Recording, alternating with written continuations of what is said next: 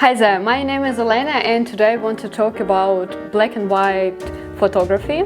And it was rainy yesterday in London and we decided to go for a photo walk and to do both photos only black and white. And I used Canon 35mm and Dima used the Leica with 50mm and with manual focus.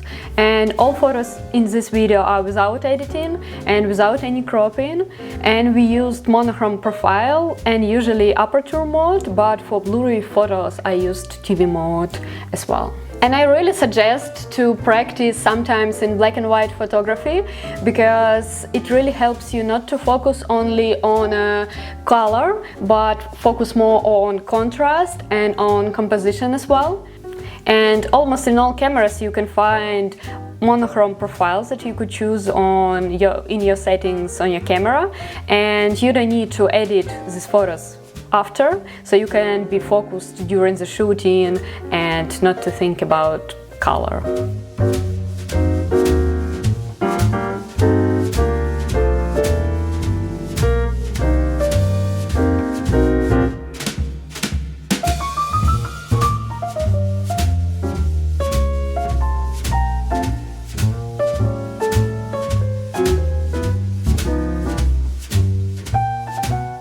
And it was interesting because usually I do photography like I see the color point, or I'm focusing usually on color, and here you just don't have any color, but you see the color, but on your camera you can't see it. And then like first 10 minutes it was unusual, but then you figure out how it works and starting to focus on a contrast. So I started to spot places or just composition with more contrast details more than focusing on color, and it's really interesting and good practice. And with black and white photography I have the same process, so I see the frame first and then I press the button. And also I don't do like 20 photos of one scene, just one photo, like I'm shooting on a film and I have a limit of frames.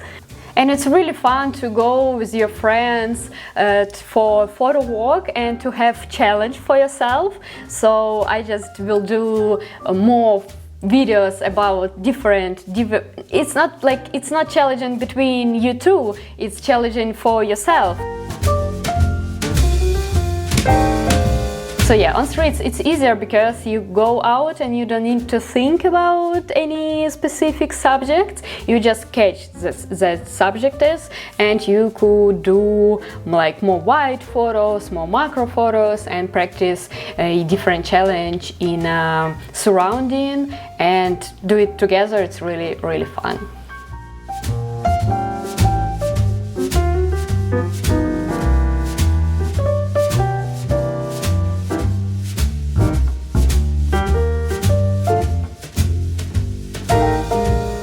And that day it was even more challenging because it was rainy. It's like kind of not that heavy rain, just drizzling, but anyway, you want to be safe and at the same time you want to capture an interesting moment.